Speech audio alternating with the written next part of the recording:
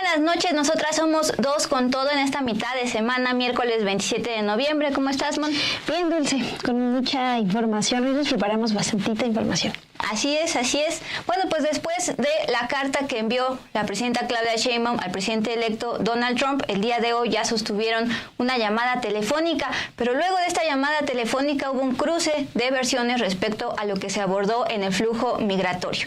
De eso vamos a hablar y en el Con Todo. En el Con Todo les tenemos información, Dulce, sobre las mineras canadienses. ¿Qué papel tienen aquí en México? Porque para empezar pagan muy pocos impuestos y, pues un adelanto, también tienen malas condiciones de trabajo pues para las y los mexicanos aquí. Y esto en el contexto pues de lo que ha hablado Canadá, esta insistencia de dejar a México fuera de un tratado comercial. Así es, a pesar de ser beneficiados con este TEMEC a la mala. Bueno, como oye, esta mitad de semana va a estar bueno el programa. Quédense una pausa y arrancamos.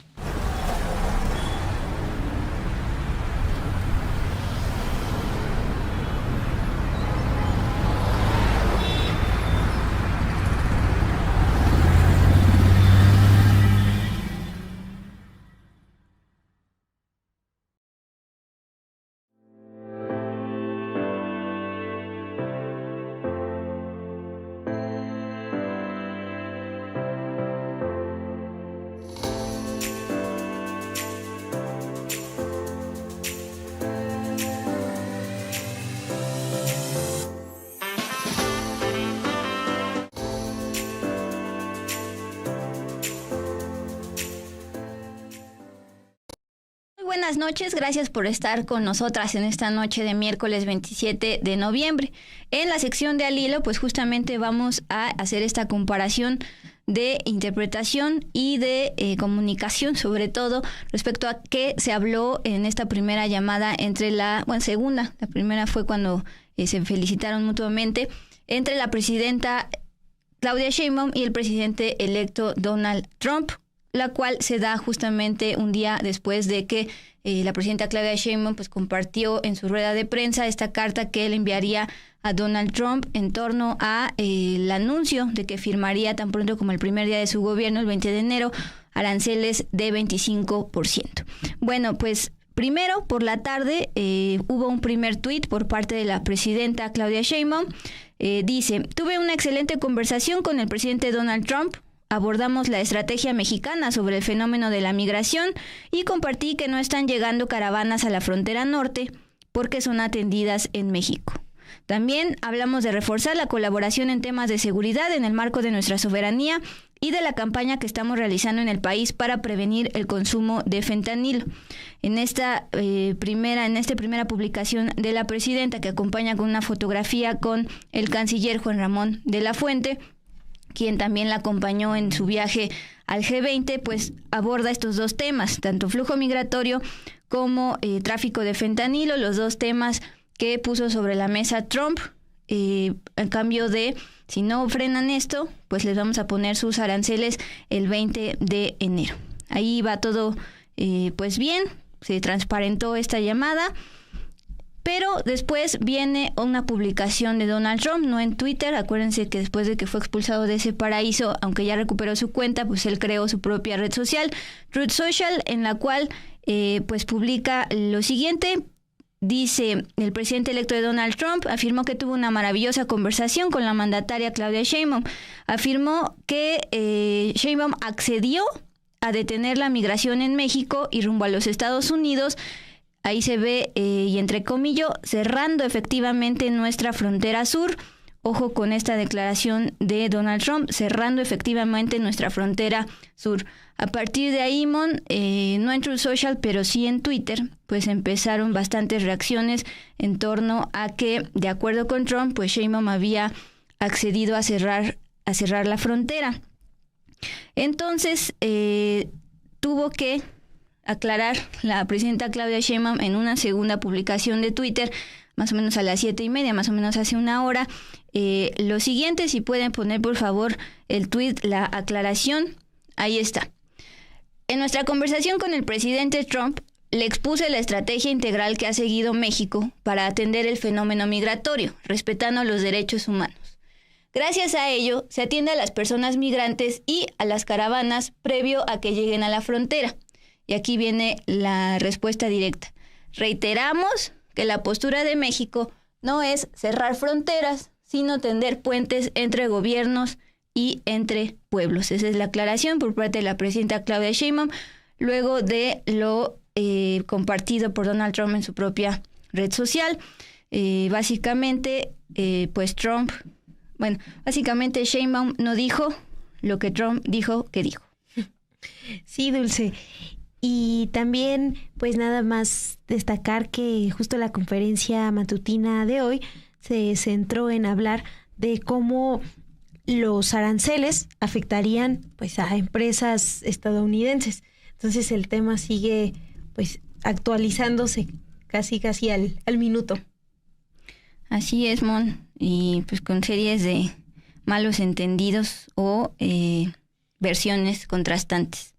Sí, mira, hoy estábamos viendo imágenes de Marcelo Ebrard, secretario de Economía, porque en la conferencia de esta mañana, pues precisamente dice que las primeras afectadas por la aplicación de estos aranceles serían las empresas automotrices estadounidenses porque sufrirían un impacto enorme.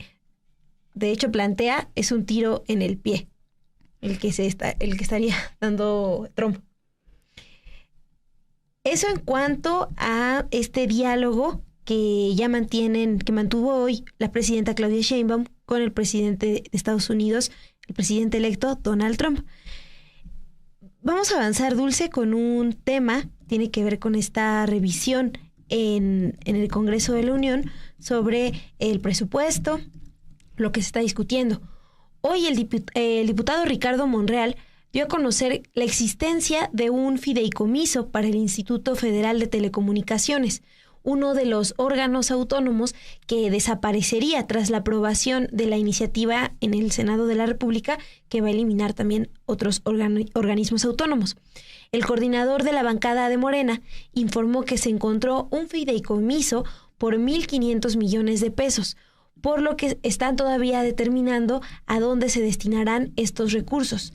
Monreal afirmó que van a ser revisados y reasignados. Incluso habló de la probabilidad de que sean usados para el financiamiento de la elección de personas juzgadoras que está programada para 2025. Pero también aclaró que el fideicomiso primero debe de extinguirse. Aunque este fondo ya fue eliminado, el fideicomiso sigue vigente, por lo que tendría que reintegrarse a la tesorería de la Federación.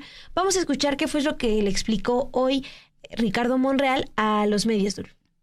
Lo que les puedo decir es que está en revisión profunda por parte de la Comisión de Presupuesto de la Cámara de Diputados. Pueden sufrir o pueden disminuir, porque no sufren, sino se disminuye, se ajusta el presupuesto de varios entes autónomos, como es el caso del INE, de la Judicatura, del Tribunal Electoral, de la Corte, de algún otro órgano autónomo de los que ya se extinguieron. Solo ayer me enteré que, por ejemplo, uno de los órganos que están por extinguirse, dado que todavía no se cumple con el proceso legislativo de la reforma constitucional, el IFT, si mal no recuerdo, tiene un fideicomiso, que eso no lo habíamos contemplado, de casi 1.500 millones de pesos. Entonces todo eso hay que revisarlo y sí vamos a reasignar. En el caso de estos entes que les digo, Judicatura, Corte, Tribunal Electoral, INE y algunos otros, sí vamos a revisar, porque es un momento difícil de la República y hay que privilegiar carreteras, agua, educación, salud, universidades. Todo eso tenemos que reasignarlo y hacer un gran esfuerzo porque todos nos ajustemos, todos sin excepción. ¿Con ese fideicomiso podría entonces sacarlo de la elección de los Sí, nada más que recuerden que ese fideicomiso tiene que primero extinguirse. Ya se extinguió el fondo, pero el fideicomiso ahí está. Entonces tenemos que, en los transitorios se prevé que todos esos recursos se entregan a la tesorería. se reintegran a la tesorería, pero debe haber varios fideicomisos de los órganos extinguidos. Pero todavía no concluye el proceso legislativo porque está en Cámara de Senadores y no se ha aprobado en Cámara de Senadores. Tiene que aprobarse para que pueda ajustarse el presupuesto. Bien, pues acuérdense que tienen hasta el 13 de diciembre la Cámara de Diputados, que es la que se encarga de evaluar y votar el presupuesto para precisamente aprobarlo. Y acuérdense que a partir de que hubo un error desde Hacienda para el presupuesto a las universidades públicas, pues van a tener que hacer estos reajustes, entonces van a mover bastante y ahí es donde, pues haciendo este análisis de acuerdo con Ricardo Monreal, fue que encontraron este fideicomiso, y el cual recuerda también el fideicomiso, el guardadito del Poder Judicial, y también de eso habló Monreal en este llamado chacaleo. Bien, pasando hacia el INE, pero también hablando de presupuesto, justamente, pues hoy volvió a dar una rueda de prensa la consejera presidenta del INE, Guadalupe Tadei, y se le volvió a preguntar si ya bien se les dijo que no va a haber una prórroga como la habían solicitado y que acordaron como órgano colegiado solicitar esta prórroga de 90 días o más. Bueno, ya les dijeron definitivamente y oficialmente que no.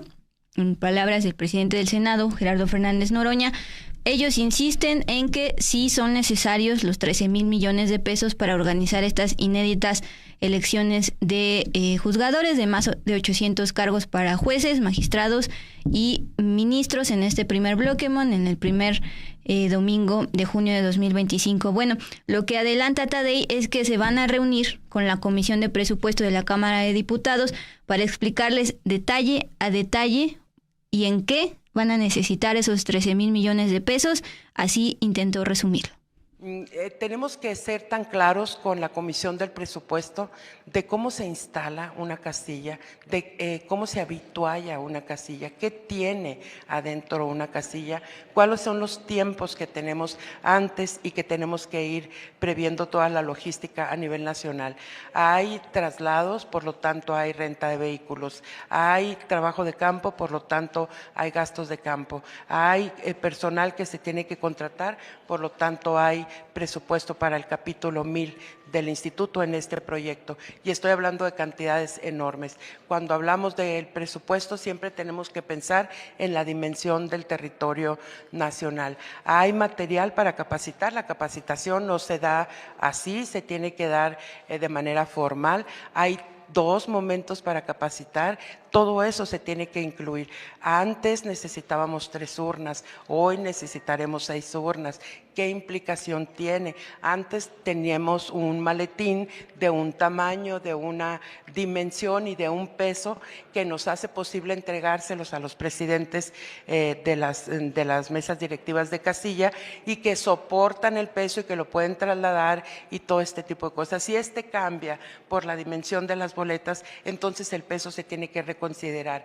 Si eso es así, también tienes que reconsiderar los espacios en donde el instituto guarda toda su documentación. Por lo tanto, si no somos capaces de albergar ese tipo de maletines, tendremos que recurrir, como será el caso en muchas oficinas distritales, a recurrir a la contratación de espacios diferentes. Esos espacios tienen una característica específica, porque al tener material electoral y documentación electoral, tienen que estar a una temperatura X, con una capacidad de almacenaje establecida, con humedad, con este tipo de cosas. Todo eso tiene un costo.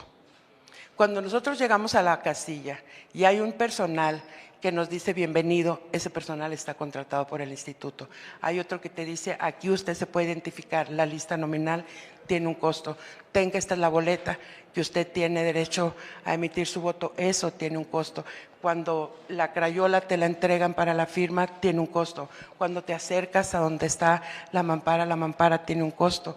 Tú ves las sillas de los funcionarios de mesa directiva de Castilla, cuestan.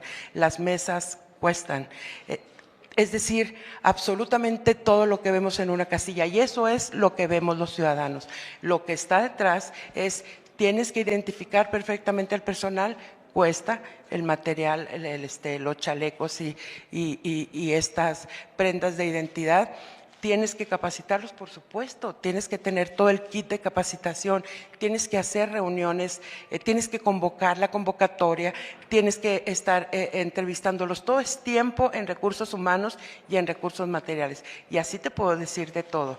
Tú tienes que garantizar la confianza, el traslado de la documentación, pues bueno, tenemos que garantizar el traslado de manera correcta, eso cuesta.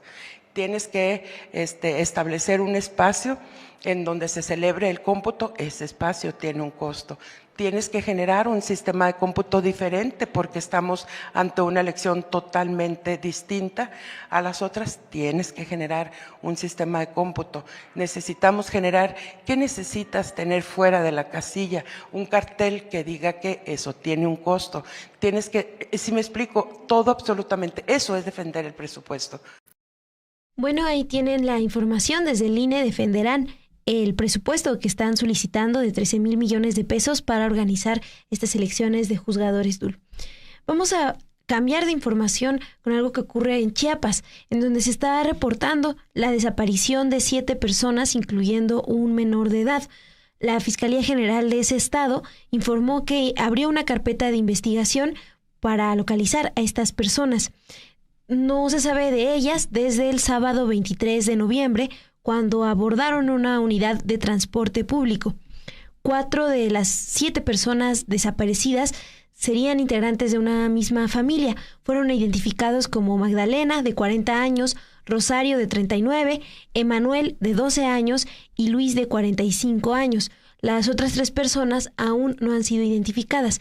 Estas son imágenes de las fichas de búsqueda que se han compartido desde la Fiscalía de Chiapas. Rosario del Carmen Chulín Hernández, Magdalena del Carmen Martínez, Luis García Hidalgo y, bueno, Emanuel, también que lo estamos viendo, de 12 años de edad. Los denunciantes informaron que en el transporte público en el que se transportaban varias de estas personas iban más tripulantes, entonces también se está investigando de quiénes se trata, Dul. Y hoy el diario Proceso también informa que algunas de esas personas que viajaban en el transporte público se dirigían a San Cristóbal de las Casas para realizar algunas compras, pero apenas habían recorrido unos kilómetros cuando fueron, al parecer, lo que está reportando el diario Proceso, secuestrados por hombres que viajaban en varias camionetas. También está reportando que pobladores localizaron a unos 38 kilómetros de Tuxtla Gutiérrez el vehículo en el que viajaban las 6 personas, y este vehículo pues estaba abandonado. Es la información que se tiene hasta el momento, y bueno, solo tenemos hasta el momento estas fichas de búsqueda. Simón, y no perder de vista que Chiapas en los últimos años pues ha registrado un aumento de inseguridad, de violencia, particularmente en la frontera, de acuerdo con las propias autoridades, por pues la disputa entre cárteles, por no solo tráfico de drogas, esta disputa de territorio para el tráfico de drogas, sino también de migrantes por la ubicación geográfica. Y cuando estabas dando la nota, recordé también la desaparición de una familia apenas hace 3 semanas. Aquí también les dábamos cuenta de la desaparición de una familia allá en Guerrero, cuyos cuerpos después fueron hallados ya sin vida. Y entonces, pues así la situación del sureste mexicano. Antes de pasarnos página informativa y directamente a la sección de Con Todo, en esta ocasión pues un zoom a las mineras canadienses, particularmente porque por un lado Canadá está pidiendo expulsar a México del TEMEC, pero resulta que Canadá se ve beneficiado con el TEMEC por el tema de las mineras canadienses. Estaba leyendo sus comentarios respecto al presupuesto del INE. Noto, por ejemplo, es la noche del viernes, cuando estaba los periodistas entrevistando a la consejera presidenta del INE, Guadalupe Tadei, los principales reclamos eran este tema del presupuesto. Y siguen, a pesar de que escuchábamos a Tadei, la consejera presidenta del INE, tratar de explicar en qué irían esos 13,000 millones. Todo cuesta, dice, instalación de casillas, la logística nacional y, por ejemplo, este dato de que no van a ser 3 boletas como en la elección de junio, sino ahora 6. Bueno, por ejemplo, Alsacia Hart, cuestan, pero ¿qué pasó, por ejemplo, con las Harley Davidson que compró Lorenzo Córdoba, el pasado consejero presidente? Le preguntaba de qué hablaba y nos abunda las 100 motos Harley Davidson compradas con presupuesto del INE. Y hay también otros comentarios como el de Juan Manuel Romero, que nos dice: con todo respeto, usen el material que se usó en junio del 2024. Si invitan al pueblo como funcionarios, vamos gratuitamente. Parte de lo que comentan, aunque sí hay un sector de la población muy animada con las elecciones.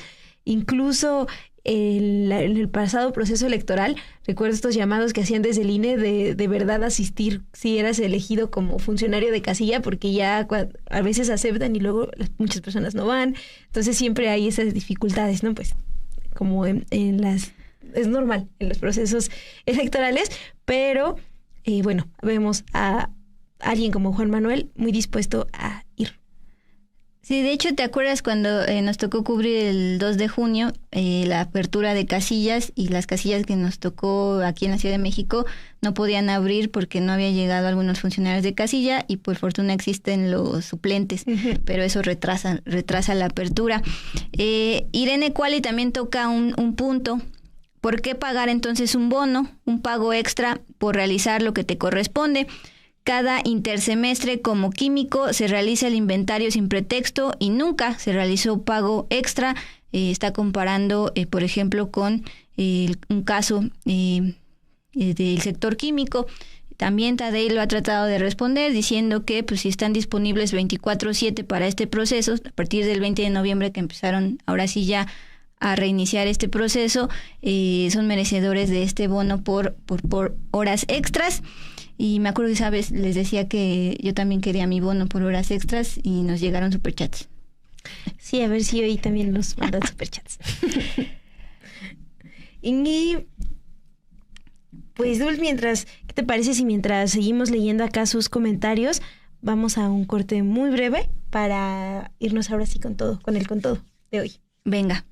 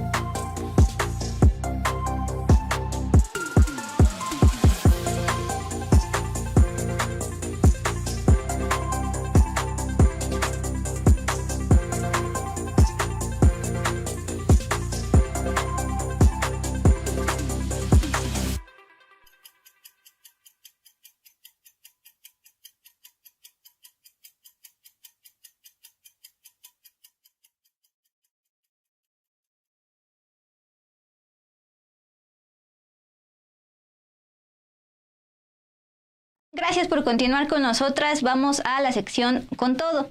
Y justamente, por un lado, varios políticos de Canadá están sugiriendo al presidente electo Donald Trump de Estados Unidos expulsar a México del TEMEC. Pero deben recordar que justamente gracias al Telecán, ahora TEMEC, sus mineras canadienses tienen bastantes beneficios en territorio nacional, incluyendo pues pagar muy pocos impuestos o de plano evadirlos. Vamos con ello en Con Todo.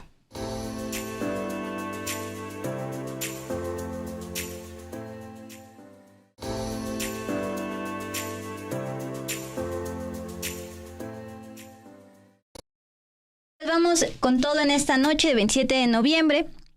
La extracción de oro y plata, porque es justamente los metales que más extraen las mineras canadienses, de más de 300 proyectos mineros allá de ese país y que están expandidos a lo largo y ancho del territorio mexicano, por supuesto que ha causado devastaciones ambientales y sociales en las comunidades. Justamente pese a las ganancias para las empresas canadienses y el daño al territorio mexicano, acobijadas con el TEMEC, es que solo están aportando al año menos del 1% de los ingresos totales por impuestos que reciben las finanzas públicas, Y además, y aunque siempre cacarean que la inversión y la generación de empleos, pues en realidad solo representan el 0.62% del empleo asegurado. Esto nos lo dijeron allá en la organización Engenera, que se ha puesto a analizar las cifras de la cuenta pública. Incluso hay un caso particular. First Majestic Silver inició hace 3 años, 2021, un arbitraje contra su adeudo de al menos $180 millones al SAT. En los últimos días, un grupo de políticos canadienses sugirió al presidente electo de Estados Unidos, Donald Trump, expulsar a México de este tratado que se firmó desde los 90 en épocas de Salinas de Gortari y formar entre ellos un acuerdo bilateral. Pero se carece de memoria histórica, porque el entonces Telecán, junto con la ley minera de 1992, en época de Salinas de Gortari, formó un andamiaje jurídico que ha dado enormes facilidades y privilegios a la minería, a las transnacionales mineras, particularmente las canadienses y las estadounidenses. El día de hoy platicamos con Beatriz Olivera, ella es directora de Energía, Género y Ambiente, que se ha puesto a revisar precisamente los datos de la cuenta pública para ver la casi evasión fiscal de estas mineras. Esto fue lo que nos dijo sobre cómo se amparan en el TEMEC. TEMEC siempre les ha favorecido a las empresas canadienses desde el 92, justo porque todo el marco regulatorio en México se modificó alineado con el TEMEC. Entonces allí se establecieron pues beneficios para que pudieran acceder al agua, pudieran acceder al territorio, pudieran tener beneficios en cuanto a cuestiones administrativas, por ejemplo, reducción de trámites, que no tuvieran que realizar pues procesos ambientales, ¿no? Para obtener una concesión minera o procesos de consulta indígena. Entonces, todo esto se adecuó, toda la ley minera del 92 se adecuó de acuerdo a los estándares del TEMEC, justo para facilitar y favorecer la inversión extranjera, en este caso, pues la inversión canadiense y estadounidense. Si vemos el periodo de la minería en México antes del TEMEC, pues no tenía todos estos impactos que ahora se viven, ¿no? Que ahora pues hay conflictividad social, hay asesinato de personas defensoras, hay muchas quejas por el tema del uso del territorio, del uso del agua, en fin. Entonces sí hay un antes y un después con el TEMEC, porque justo pues todo el andamiaje nacional se tuvo que adecuar a este tratado. Y por supuesto ahora que se cambian las reglas, que hay una nueva ley de minería, pues empiezan a surgir también estas dudas, estas inconformidades de las empresas, porque ahora se les está exigiendo mucho más, ¿no? Ahora se les está, pues se les están demandando que cumplan con requisitos mínimos ambientales, administrativos y sociales.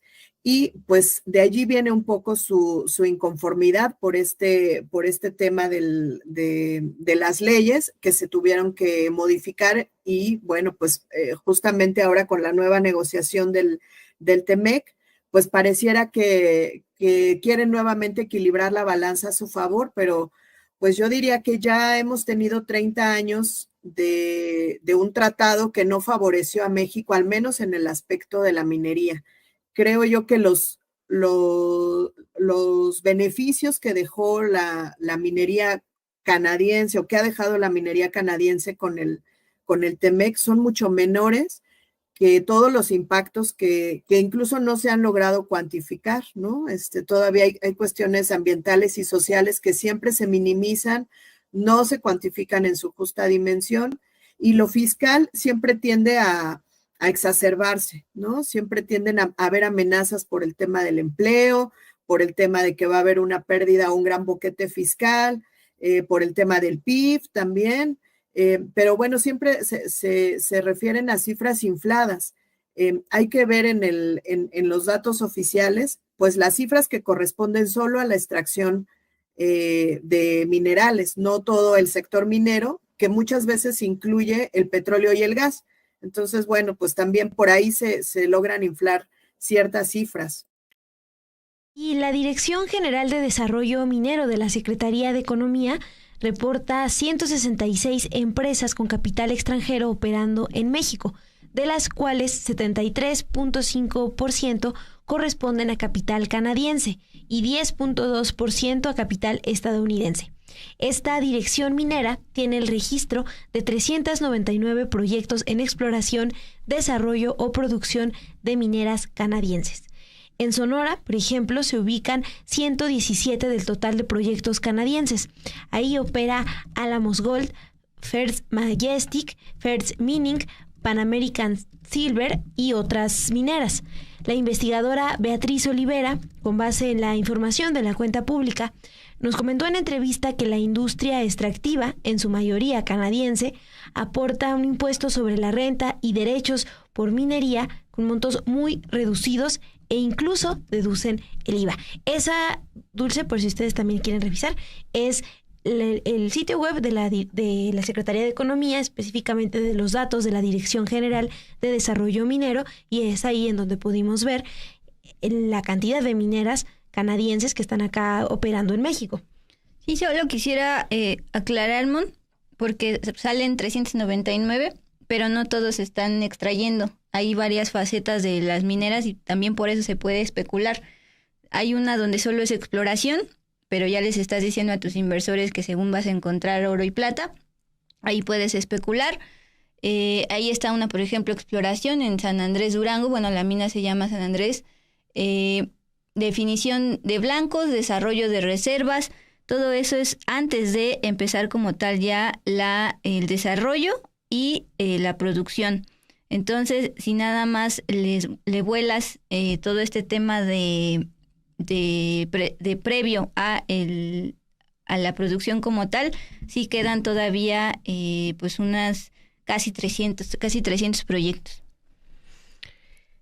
Pues para contextualizar la presencia que tienen estas mineras aquí en México, vamos a escuchar qué es lo que comentó la investigadora Beatriz Olivera sobre lo que no están pagando las mineras canadienses.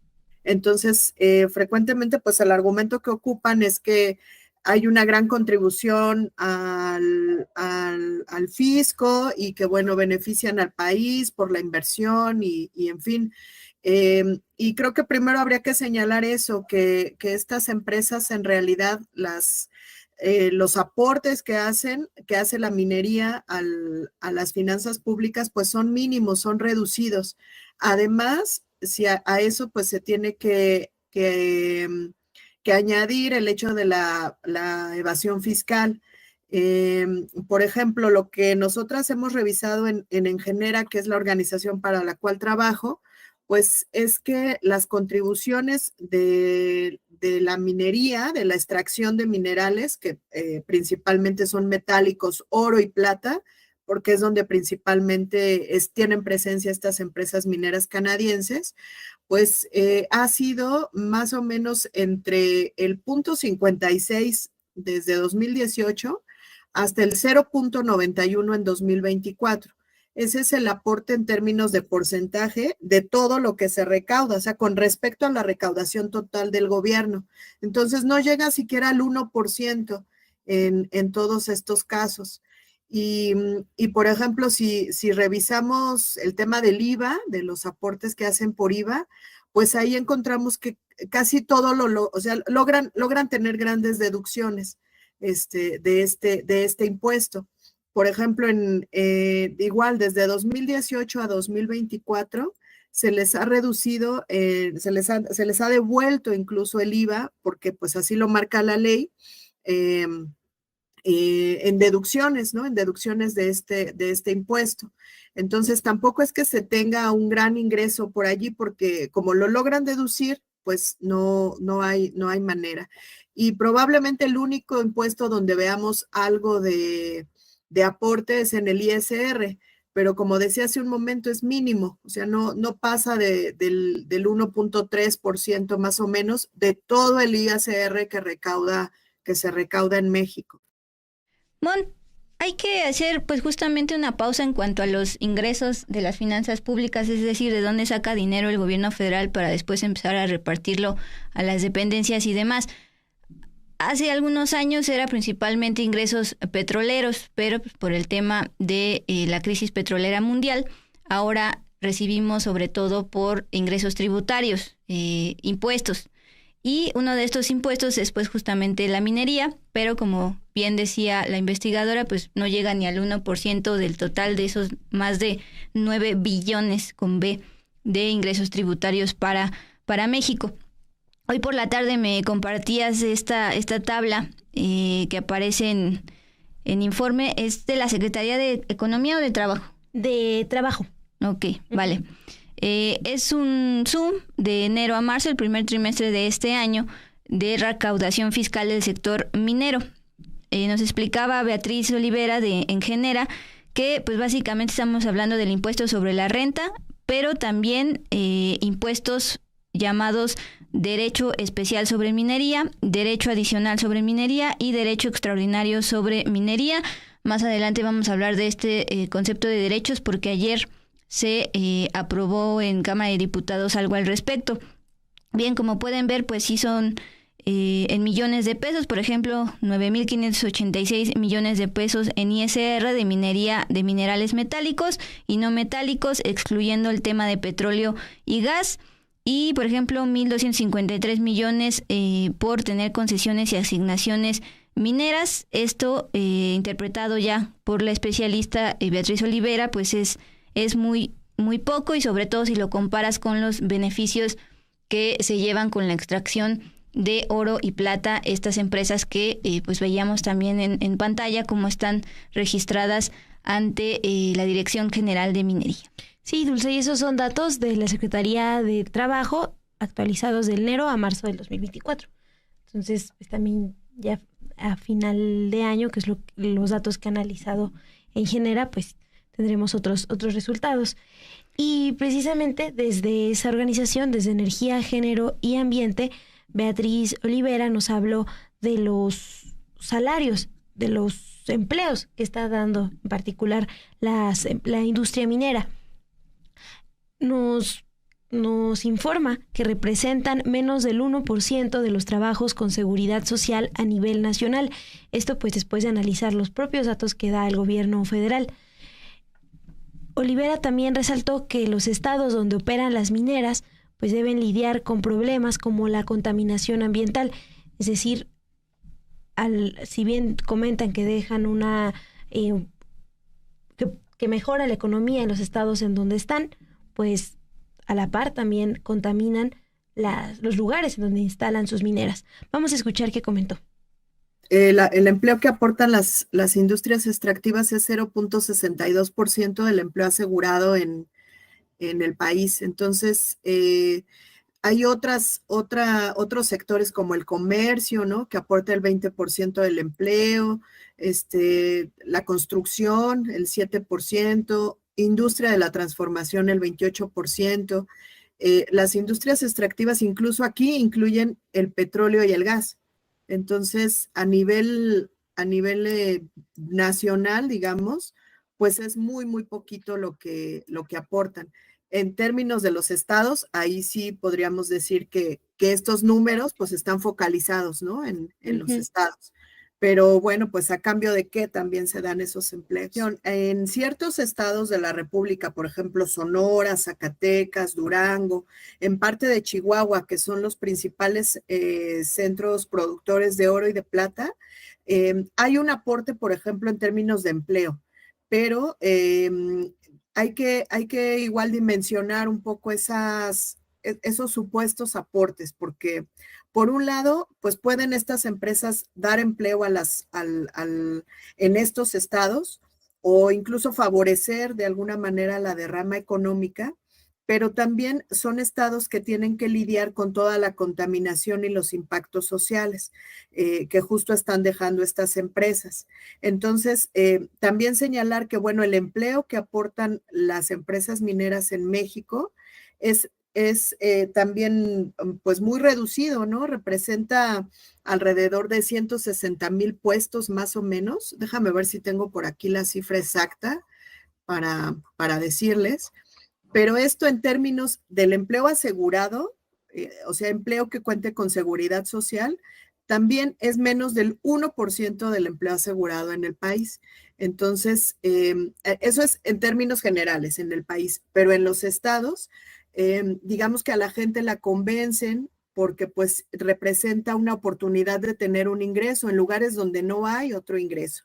Ese es uno de los, digamos que sí, de los beneficios, pero repito, es un beneficio pues muy relativo, porque en ocasiones estos empleos pues no son bien remunerados, son empleos de alto riesgo, no cuentan con seguridad social y pues lo que comentaba hace un momento, se trasladan todos los impactos sociales y ambientales en estos lugares, porque las empresas llegan a acaparar el agua, en otros casos acaparar el territorio. Entonces, bueno, pues la gente no siempre va a tener acceso a estos servicios. Y pues el beneficio, digamos que es solo temporal mientras dura el empleo, porque se van estas empresas y bueno, pues los empleos, la gente se queda sin empleos y vuelven nuevamente las condiciones de pobreza y de marginación.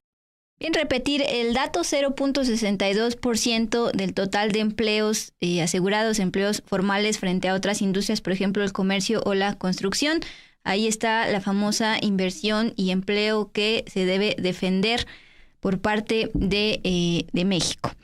Bien, gracias por sus comentarios. Dice Iván Guevara, deberían expulsar a las mineras canadienses del país, mejor expulsar del tratado a Canadá en defensa a nuestras minas, dice, plantando semillas, bueno, defensa también al territorio y al derecho al territorio de pueblos originarios. Saludo a Lu AC porque nos plantea: Mon, gracias por su noticiero, Dulce y Monse, gracias a usted por estar aquí. Ya hicimos llorar a Pitcan y a Tiguerón. Dice: qué tema tan triste. Los neoliberales prácticamente regalaron la riqueza del subsuelo a las mineras canadienses a cambio de migajas. Bueno, pues justo en 1992, Carlos Salinas de Gortari fue quien hizo este andamiaje jurídico en el marco del Telecan, ahora Temec, para atraer inversiones. Pero estas inversiones pues trajeron daños al medio ambiente, a la salud de los trabajadores y también, sobre todo, de los que viven en las comunidades. ¿Por ahí otro, Mon? Sí, Dulce, pues aquí también, por ejemplo, Iván Guevara, utilizan millones de litros de agua en la extracción las mineras canadienses. Pues parte también del tema central es precisamente el daño ambiental que causan. Y tú nos ibas a hablar de un caso particular de una minera canadiense. Así es, no sé si recordarán, yo no lo recordaba, Mon. En 2021, el entonces presidente Andrés Manuel López Obrador compartió en una de sus ruedas de prensa que había un caso particular de una minera canadiense que de plano no quería pagar sus impuestos. La entonces secretaria la entonces titular del SAT, Raquel Buenrostro, ahora secretaria anticorrupción, pues transparentó que se trataba de First Majestic Silver. Esta empresa canadiense tiene 12 proyectos en territorio nacional, ya sea en exploración, en desarrollo o en operación, como por ejemplo Santa Elena en Sonora y La Encantada en Coahuila. De hecho, Sonora es el estado que más mineras canadienses tiene. Bueno, esta empresa, First Majestic Silver, presentó en 2021 una solicitud de arbitraje internacional bajo el capítulo 11 del TEMEC contra el gobierno de México porque el SAT le estaba reclamando al menos $180 millones de adeudo fiscal. Debía esto en impuestos desde el año 2010. Esto fue lo que dijo Raquel Buenrostro, extitular del SAT. First Majestic Silver dice que nosotros los estamos discriminando, que estamos aplicando la ley fiscal distinta a ellos porque son extranjeros y entonces por eso se fueron a un juicio internacional, sí, que los estaban discriminando por ser canadienses. Al respecto, aclaró: todo lo que está vinculado a asuntos fiscales no tiene que ver con los tratados internacionales. La materia fiscal, es decir, la obligación de pagar impuestos, se resuelve en el país donde se tiene la problemática fiscal, es decir, aquí en México, y la parte de arbitraje internacional obedece a otro tipo de sanciones presumibles o de otro tipo de actividades, pero se agarraron del TEMEC para no pagar impuestos. ¿Qué pasó con First Majestic desde 2010 durante el gobierno de Felipe Calderón? Se le aplicó una auditoría. Ahí se detectaron manipulaciones en el precio del metal y también de transferencias ilegales de ganancias a su país. Ante esta auditoría, Pues el SAT señaló adeudos fiscales entre 2010 y 2018 a Primero Empresa Minera, que es la subsidiaria de First Majestic. Sí, Dulce, y el medio de Guanajuato PopLab también documentó que ese conflicto legal derivó en que la minera redujo el presupuesto a contratistas como la constructora guanajuatense La Cantera Desarrollos Mineros, que con más carga de trabajo a sus empleados y con menos protección opera las minas Santa Elena y El Ermitaño en la cuenca del río Sonora. Vamos a escuchar qué es lo que recuerda Beatriz Olivera sobre esta minera First Majestic. Y, por ejemplo, empresas como la First Majestic, que es esta empresa canadiense, que es quien ha interpuesto litigios contra México, pues sí, me parece que fue desde 2021, en que el SAT le reclamó por el pago de impuestos, y bueno, de allí vino una inconformidad. También después el gobierno mexicano le cuestionó por la seguridad de sus trabajadores, y bueno, pues a raíz de todo esto, la empresa comenzó a litigar, señalando que había un trato discriminatorio. Pero en realidad, pues las cifras dicen lo contrario, ¿no? Yo no podría decirte, esta empresa en particular no ha pagado, pero sí tenemos los datos que son abiertos, que son accesibles a todo el público, que son los datos de la cuenta pública de la Secretaría de Hacienda. Y allí pues la gente puede observar los aportes que hace la minería, ¿no? No es necesario que lo digan expertos, sino que ahí está la información pública, ¿no? En febrero del 2021, días antes de las declaraciones de Buenrostro, el expresidente López Obrador pidió la intervención de la Embajada de Canadá en México, pues aseguró que en Durango una minera canadiense se negaba a pagar impuestos. Se refería a San Dimas de First Majestic. Vamos a recordar qué fue lo que planteó en febrero del 2021, el expresidente López Obrador. No tenemos nosotros contemplado aumentar impuestos ni crear impuestos nuevos, o sea, sí, porque no solo es el derecho, sino ya existe ese impuesto. Lo que queremos es que haya arreglo entre los trabajadores mineros y las empresas, porque hay todavía conflictos de empresas nacionales, de empresas extranjeras. Hay una empresa canadiense que no quiere pagar impuesto en Tayoltita, Durango, una empresa canadiense, pero ya estamos viéndolo. Y aquí aprovecho porque es posible o es probable que se entere el embajador de Canadá de lo que estoy diciendo. Hay empresas canadienses que cumplen con todas sus obligaciones, incluso empresas canadienses. Tengo presente una en Zacatecas, en Concepción del Oro, por allá, que es de las que mejor pagan a los trabajadores mineros, esa empresa. Sin embargo, esta otra empresa canadiense, que no, repito, son la mayoría de las empresas canadienses, son muy poquitas, y esta en particular, ¿podemos saber? No tengo ahora el nombre, pero Jesús se los puede entregar. Okay.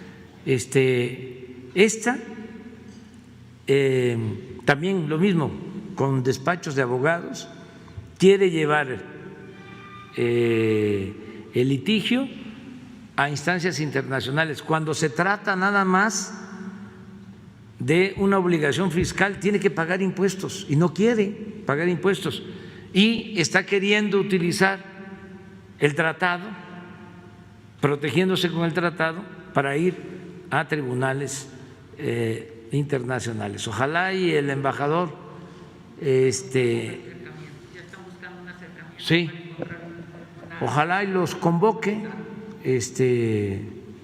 a que entren en razón, porque eso no se puede permitir. justamente después de que se hizo público este tema de la evasión fiscal o el intento de evasión fiscal por parte de First Majestic en 2021 y luego reiterado una y otra vez por la entonces titular del SAT, Raquel Buenrostro, este año se encuentra un boletín de 2024 de la minera tratando de argumentar cómo a sus trabajadores sí cuentan con seguridad, a pesar de este caso de documentado de Ciasmon por parte del medio PopLab, donde pues había trabajadores explotados y con menos protección. Bueno, ¿cuál es la respuesta? Es un boletín donde dicen lo siguiente: en la actualidad, casi 1,800 personas trabajan en la cercana mina de San Dimas de First Majestic, esto en Durango, la mayoría de las cuales son residentes locales, lo que decías de la generación de empleo, pero a cambio de ¿qué? Devastación ambiental y también afectaciones a la salud. En septiembre de 2023, la operación de First Majestic en San Dimas organizó su segunda feria de seguridad anual para los jóvenes de nuestra comunidad local. Es decir, está planteando la minera canadiense que con esta feria de seguridad todo está resuelto en cuanto a protección y este derecho a seguridad de los mineros. Vamos a recordar también, y justamente a partir de aquí nos pusimos a escarbarle a las mineras canadienses. Acuérdense que varios políticos de Canadá pues han querido sugerir a Trump que nos expulsen del TEMEC, a pesar de que el TEMEC los está beneficiando con esta evasión fiscal gracias a la ley minera de Salinas de Gortari. Uno de ellos es Doug Ford, el jefe de gobierno de Ontario, una de las principales provincias canadienses. Volvió a decir cosas contra México. Dijo que el hecho de que el presidente electo de Estados Unidos haya comparado a Canadá con México es insultante. Este miércoles por la mañana, la presidenta Claudia Sheinbaum recordó que fue México quien intercedió con el republicano para que Canadá, ya con Justin Trudeau como primer ministro, permaneciera en el TEMEC. La leo. Hay que recordar que en el TEMEC era justamente el presidente Trump quien quería firmarlo exclusivamente con México. Hace unos días estuvimos con el secretario de Hacienda y el primer tratado de libre comercio al principio estaba exclusivamente entre México y Estados Unidos y después entró Canadá. Les decía la importancia de la memoria histórica.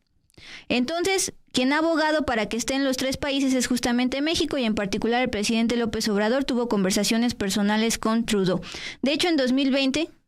en una de sus ruedas de prensa también el presidente López Obrador transparentó que había tenido una llamada con Trudeau, una conversación con Trudeau, donde ya le empezaba a decir que sus mineras canadienses debían impuestos y ya después vino lo del SAT. Bien, sobre Trudeau hay que recordar esto. En abril de 2016, cuando arrancaba su gobierno, recibió una carta de más de 180 organizaciones no gubernamentales de América Latina donde le solicitaron regular el comportamiento de sus compañías mineras en el extranjero. Y esta carta la ignoró. Sí, Dulce, y sobre estas, hablando ahora de la regulación a las mineras, ya adelantabas, ayer la Cámara de Diputados aprobó el dictamen de la Ley Federal de Derechos, que busca incrementar su cobro en algunas actividades como en la minería. En el dictamen aprobado se incrementa la tasa de derecho especial sobre minería de 7 a 8.5% sobre los ingresos que obtengan los titulares de las concesiones mineras. Esto derivado de la enajenación o venta de la actividad extractiva. También se plantea incrementar la tasa de derecho extraordinario sobre minería de 0.5 al 1% sobre los ingresos que obtengan los concesionarios mineros, pues también derivados de la enajenación del oro, plata y platino. Hoy en entrevista, Beatriz Olivera calificó como positivo este avance. Vamos a escuchar qué opina de algo que ya está avanzando en la Cámara de Diputados. A mí me parece que además de incrementarle los derechos, también se les tienen que incrementar los impuestos y que hacer una regulación o modificar la ley del IVA, pues para que no tengan la facultad de deducir pues prácticamente todo lo que ellos aportan en IVA, lo pueden deducir porque así están los informes de la cuenta pública. Siempre hay hay devoluciones a este sector. Entonces me parece muy positivo que se estén tomando pues acciones al respecto. Estos derechos de los que se habla son el derecho especial, el extraordinario y el adicional, que son derechos que se imponen a quienes extraen oro, plata y platino en nuestro país Y pues quienes los extraen son estas grandes corporaciones, decíamos hace un momento, son las corporaciones canadienses, estadounidenses, algunas mexicanas, que tienen todo el poder del mundo. Entonces, bueno, pues que el hecho de que se les impongan tasas más altas, a mí me parece genial, porque en los lugares de los cuales ellos extraen el oro, la plata y estos minerales, esos lugares están en condiciones de pobreza. Por ejemplo, Mazapil. De Mazapil se extrae, es el principal municipio, está ubicado en Zacatecas, es el principal municipio que el año pasado, del cual se extrajo oro y plata. Y también se extrajo cobre. En cobre ocupó más o menos el 4º lugar. Pero llama la atención que gran parte de la población, el 36%, está en condiciones de pobreza, el 7% de la población de Mazapil está en pobreza extrema, y en algunas ocasiones las personas ni siquiera tienen derecho a poder acceder a la educación, o viven con piso de tierra, o no tienen acceso al agua entubada. Eso también lo vemos en otros municipios de Chihuahua, como Guadalupe y Calvo, donde también son productores de oro, ocupan entre primero, segundo, tercer lugar cada año de extracción de oro, de plata, y pues la gente vive en condiciones de pobreza muy, muy fuertes. Eso en términos de, pues, de que a las empresas sí puedan pagar más, a mí me parece que es adecuado, ¿no? Que estos derechos ahora, el pago de estos derechos antes se destinaba al fondo minero. Ese fondo pues se extinguió y se supone que va a una bolsa para que se pueda canalizar a educación y salud. Y retomo el comentario que nos deja María Teresa Galás. Ella plantea, debe cambiarse esa ley de Salinas, la ley que les comentamos, estaba vigente desde 1992. Bueno, en mayo del 2023, pese a las presiones del sector minero, el Congreso aprobó una reforma a la ley minera. Entre los puntos que incluye está, por ejemplo, ampliar las causales de cancelación de la concesión minera. Por ejemplo, por no realizar oportunamente pagos de contribuciones por 2 ejercicios consecutivos. También plantea reducir la duración de las concesiones para la explotación de minas de 50 a 30 años y eliminó el carácter de preferente a las actividades mineras. También plantea la eliminación de la minería submarina y en áreas naturales protegidas. La pone como prioridad el suministro de agua para consumo humano y doméstico y establece la obligación de realizar consultas ciudadanas en las comunidades indígenas antes de explotar una mina.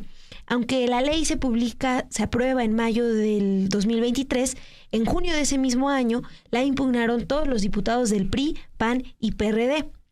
Y si bien Morena no lo suscribió, sí es importante recordar que la colectiva Cambiémosla Ya, que está formada por organizaciones, defensores del medio ambiente y también por comunidades pues, de las zonas del país afectadas por las mineras, ya había alertado desde ese año, desde el 2023, que sí había legisladores de Morena, como la exdiputada Jade Kolpolemsky e incluso Ricardo Monreal, que estaban pues como abriéndose a negociar con la industria y eso pues, había obstaculizado el proceso de aprobación, para tenerlo ahí presente, Dul. Y aunque impugnaron esta ley, la Suprema Corte de Justicia de la Nación todavía no resuelve esta impugnación, pero lo que se ha exigido desde la sociedad civil, desde estas comunidades afectadas por la minería, es que se deseche la impugnación. ¿Qué te parece si escuchamos a Beatriz Olivera, que nos habla sobre esta ley minera aprobada en 2023? Sí, yo creo que la ley minera ahora como se aprobó, pues es la ley que está vigente, la ley de minería de 2023, es una ley vigente. Y pues sí tiene muchos, digamos que avances con respecto a lo que se tenía antes de, bueno, con lo que se tuvo rigiendo al sector durante 30 años, que fue justo, decía, de cara al TLCAN. Entonces, bueno, ahorita la ley minera impone, desde mi perspectiva, cuestiones pues muy básicas, mínimas, que cualquier sector, y en este caso el sector minero, pues tiene que cumplir, tal como lo hace en su país, ¿no? En otros países también así lo tiene que cumplir en México. Y ni siquiera son cuestiones, pues, que atenten contra las inversiones. Estamos hablando de que cumpla con un cierre de minas, ¿no? Si terminan las operaciones en un territorio, pues que al menos pueda hacer un adecuado cierre de minas en términos ambientales y sociales. O estamos hablando justo de que ya no va a tener la preferencia como una actividad preponderante sobre otros usos del territorio. Pues justamente porque hay otras actividades económicas que pueden ser de mayor beneficio para la población, no solamente la minería, entonces no tendría por qué tener esa preferencia. También pues se habla de la consulta, el consentimiento principalmente, que también es una cuestión básica en temas de derechos colectivos. Si en un territorio se quiere desarrollar una concesión, pues se tiene que obtener el consentimiento de las personas que allí vivan, sobre todo, bueno, principalmente si son personas indígenas. Entonces, yo creo que son pues condiciones básicas para garantizar derechos humanos y derechos colectivos. No son ni siquiera cambios, decía hace un momento, que atenten contra las inversiones de las empresas mineras. Son regulaciones básicas que por un compromiso con los derechos, pues tendrían que cumplir, ¿no? Entonces, después, bueno, esta ley ahorita está en la Suprema Corte de Justicia de la Nación y bueno, allí está impugnada, pero es la ley vigente. Entonces, pues la tienen que acatar por el momento mientras se publican los reglamentos de la ley. Bueno, fue impugnada por los representantes, bueno, el Poder Legislativo de oposición, PAN, PRI, PRD, de Cámara de Diputados y del Senado. Fue impugnada por ellos, está en proceso pues de discusión, de dictaminación, a ver qué sucede, y también algunas empresas se han amparado contra la ley. Entonces, bueno, pues mientras tanto, mientras se resuelve todo este tema, la ley está vigente porque está publicada en el Diario Oficial de la Federación y pues las empresas tienen de alguna manera que acatar eso que está ahí en la ley, ¿no? Lo que está establecido. Justamente a Beatriz Olivera, directora de Genera, por darnos esta entrevista bastante ilustrativa sobre cómo es que las mineras canadienses están logrando evadir impuestos o al menos pagar menos del 1% de ingresos tributarios totales de las finanzas públicas, y aún así algunos políticos de Canadá tienen la osadía de sugerir que Canadá y Estados Unidos tengan su propio tratado y se expulse a México del TEMEC, el mismo TEMEC que les beneficia con esto junto con la ley minera salinista. A pesar de que ya se aprobó esta reforma a la ley minera, pues ahí están las impugnaciones y, me decías, la falta de reglamento. Sí, Dulce, pues ya a un año de que se aprobó. Sí, ya, órale. Bueno, pues rápidamente nos pasamos ya a la sección de Al Cierre. Gracias por continuar con nosotras. Este es un tema bastante local, pero créanme que generó un caos vial en la Ciudad de México, tanto la noche de ayer como esta tarde-noche, afectando directamente a Mon. A ti también, pero bueno, a mí ya 2 veces. Ayer que regresaba acá del programa y hoy que venía para el estudio. Pero bueno, acá la cuestión es lo que están exigiendo. Claro. Es mi principal crítica, de hecho, a los medios, a los colegas, que cuando se cubren manifestaciones solo se dice, están bloqueando tal avenida, bla, bla, bla, pero nunca dicen de qué va la manifestación. Bueno, pues ¿de qué va la manifestación, Mon?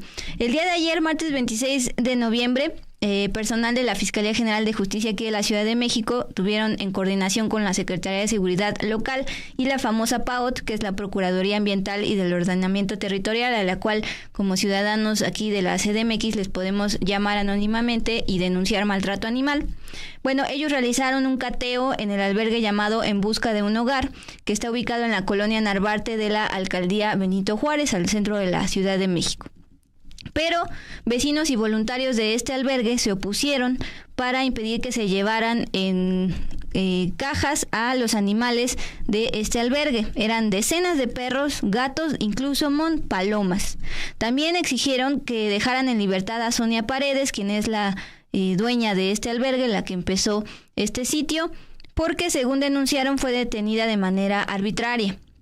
Las y los vecinos denunciaron desde la tarde de ayer que trabajadores de la PAOT no les dieron información sobre el lugar al que se llevaron a estos animales, justamente en estas transportadoras. En estas redes sociales los vecinos dijeron lo siguiente, acompañado de fotografías de algunos de estos perros. En algunos casos llevan años ahí esperando un hogar. Como pueden ver, están en perfectas condiciones, tienen el peso adecuado, están vacunados y además esterilizados, tienen un techo, también tienen comida, tienen agua y además paseos, porque una de las críticas a este albergue es que se veían enjaulados. Bueno, ahí aclaran que se les saca y se les pasea. Muchos de ellos fueron abandonados afuera del albergue o se encontraron en condiciones muy lamentables y fueron rehabilitados. Exigimos sean regresados y también exigieron la liberación de Sonia Paredes, que fue la que inició este albergue en un lugar pequeño. También por eso decían los vecinos que se veían enjaulados los animales, ¿no?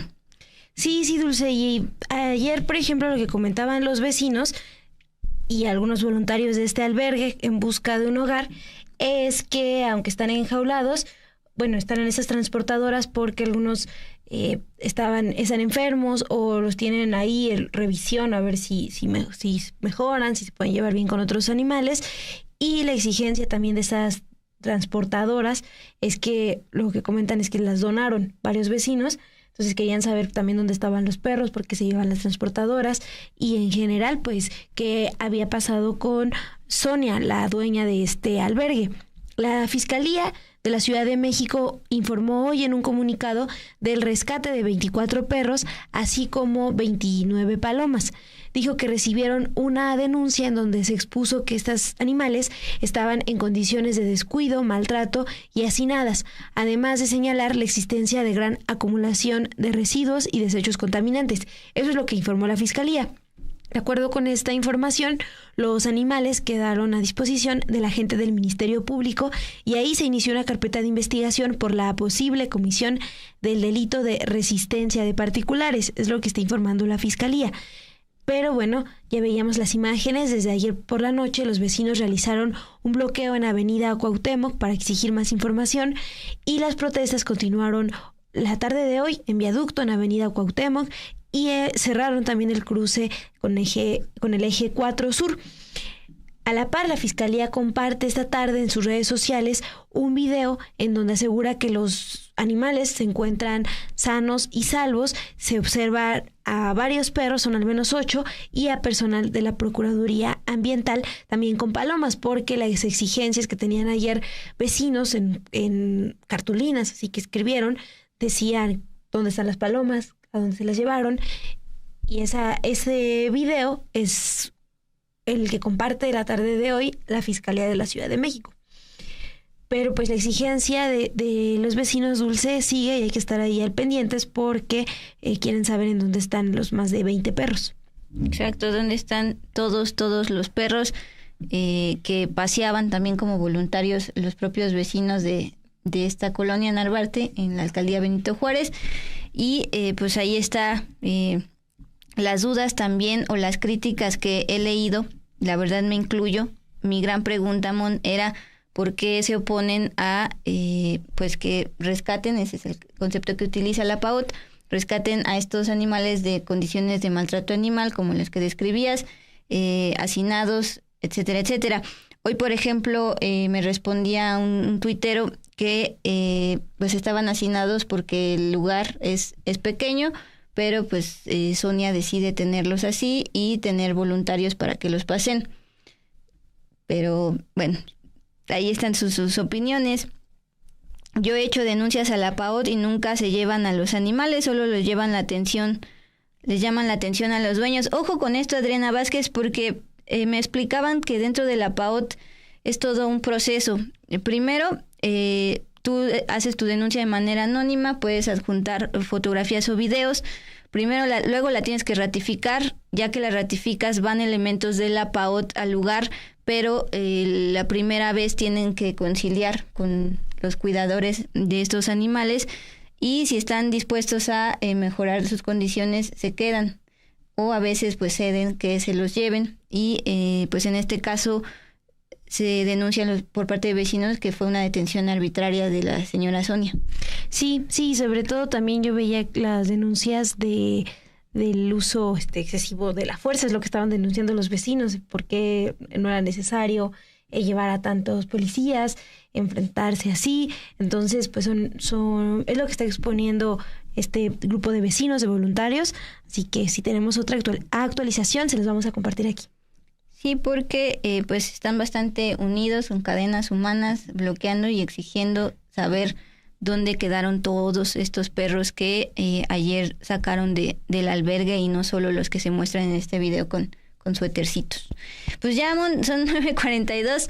Gracias por sus comentarios. En producción agradecemos como siempre a Ilse García, también a Ana Méndez en diseño y a Luis Mata en operaciones, Mon. Sí, Dul, muchas gracias a todos los que nos comentan y que nos dan incluso hasta más tips para seguir otros temas. Aquí les vamos a seguir leyendo. Gracias, Iván, Ana, y a ti, Dul, por hoy. Mañana nos vemos aquí en Dos con Todo a las 8:30. No se lo pierdan. Ya saben, la Liga de los Periodistas y de Puntos y Comas. Descansen.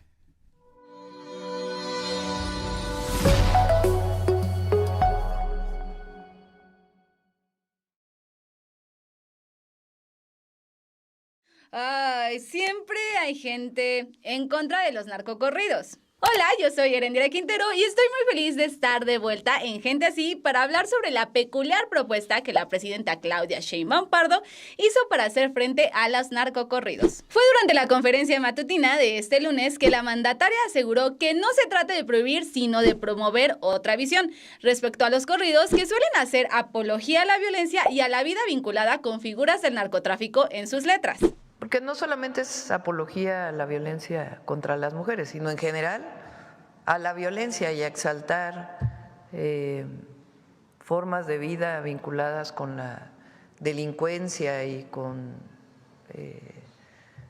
cárteles como si fuera una opción de vida, cuando en realidad es una opción de muerte. Pero esta no es la primera vez que alguna autoridad intenta hacer frente a la llamada narcocultura. Por ejemplo, la agencia de noticias AP retoma que el año pasado el Cabildo de la ciudad de Tijuana, en el estado norteño de Baja California, aprobó un reglamento para prohibir los narcocorridos en los espectáculos públicos. La decisión se dio poco después de que se prohibiera en esa ciudad fronteriza los conciertos del popular cantante Peso Pluma y de la agrupación Fuerza Régida, tras el hallazgo de mensajes con supuestas amenazas por parte de un cártel contra los músicos. Fue en septiembre del 2023 cuando el management de Peso Pluma anunció la cancelación de la presentación de Doble P que estaba programado para el 14 de octubre de ese mismo año en la ciudad fronteriza, asegurando que su principal objetivo era proteger a los fans y al equipo. En septiembre de ese mismo año, pero en Chihuahua, el cantante Natanael Cano recibió una sanción por 12,000 UMAS, equivalente a 1,244,880 pesos por parte del gobierno del estado,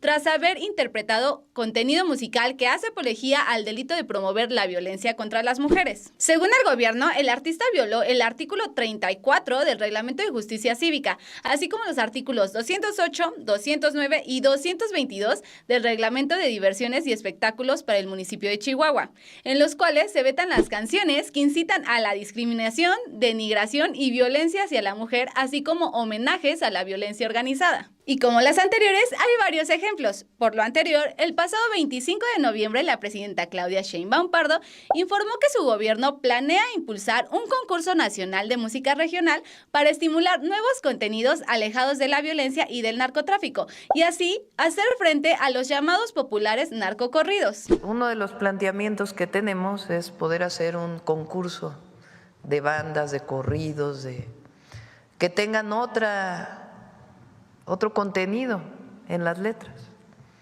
exaltando otros comportamientos, otras visiones culturales.